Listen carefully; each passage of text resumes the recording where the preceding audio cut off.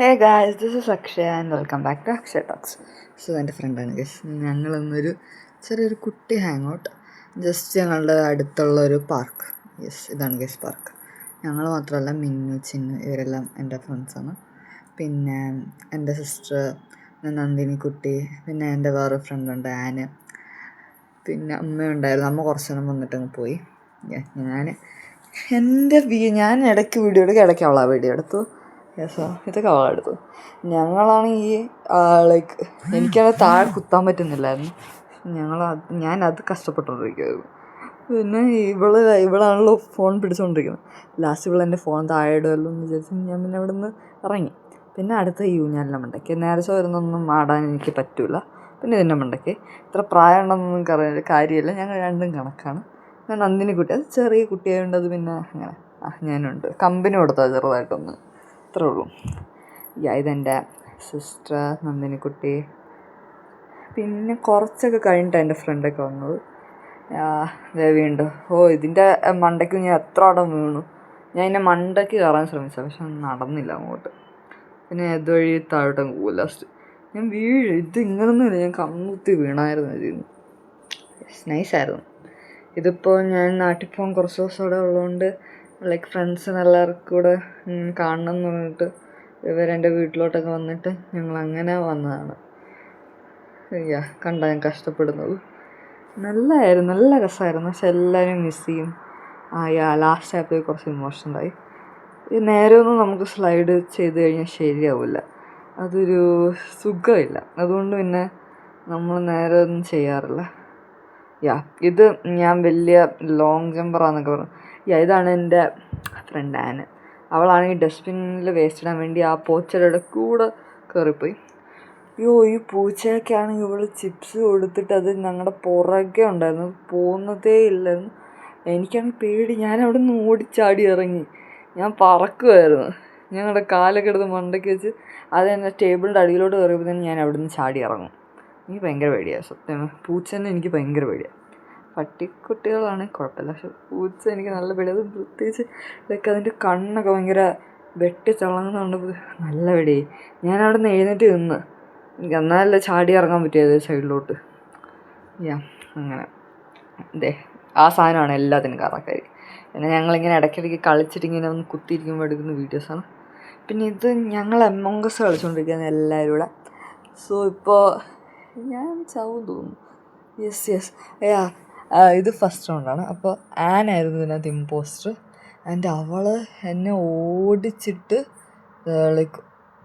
പിടിച്ച്. അതല്ലല്ലോ പക്ഷേ കളി. അപ്പോൾ പിന്നെ ആ റൗണ്ട് നമ്മളൊന്ന് ഡിസ്ക്വാളിഫൈ ആക്കി വിട്ടു. അത് ഓടിച്ചിട്ടൊന്നും തൊടാൻ പാടില്ല.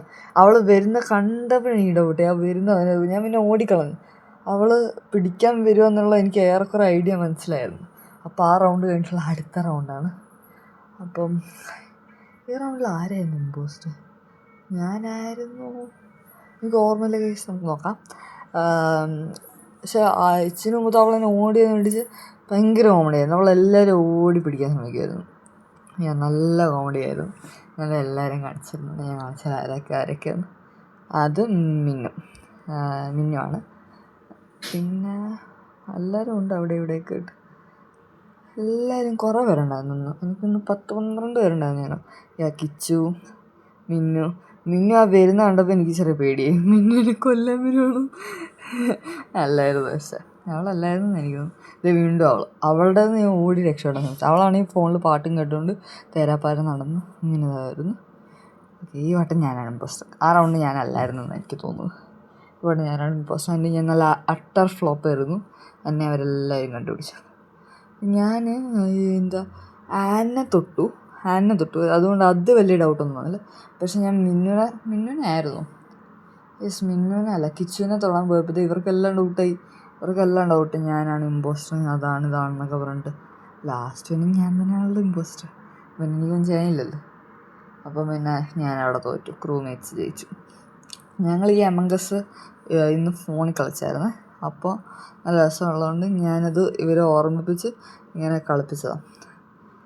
മിന്നുവിനെ എപ്പോഴും എനിക്ക് ക്യാമറ കിട്ടുന്നത്, വേറെ ഒറ്റ ഒരെണ്ണത്തിന് കിട്ടാറില്ല ക്യാമറയിൽ.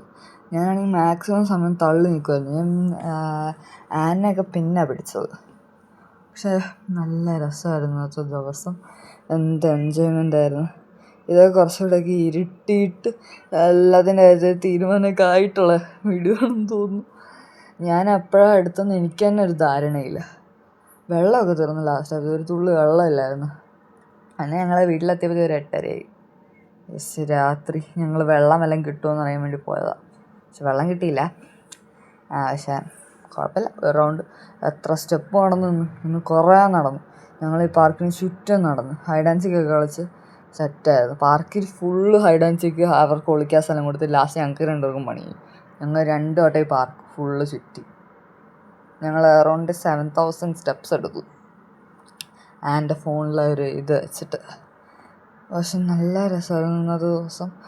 ആൻഡ് ഇതെല്ലാം മിസ് ചെയ്യും ഇനി. ഇത് നമ്മുടെ റോളർ പാർക്കാണ് കേട്ടോ. നമ്മുടെ അടുത്തുള്ള പാർക്കാണ്. നല്ല പാർക്കാണ്. വല്ലപ്പോഴൊക്കെ വരണം. പക്ഷേ ഇത് എന്താ, ഞങ്ങൾ അടി ഉണ്ടാക്കുന്നതാണ് നിങ്ങൾ കാണുന്നത്. അവൾ എന്നെ അടി ഉണ്ടാക്കുന്നത്. ഇതാണ് അതിൻ്റെ ഫസ്റ്റ് പാർട്ട് കേട്ടു. ഞാൻ എഡിറ്റ് ചെയ്യുന്നതുകൊണ്ട് ഇങ്ങനെയൊക്കെ ഇരിക്കും. അവൾ എന്നെയാണ് ഇടിക്കാൻ വന്നത്. ഞാൻ തിരിച്ചൊരു ചവിട്ട് കൊടുത്തു.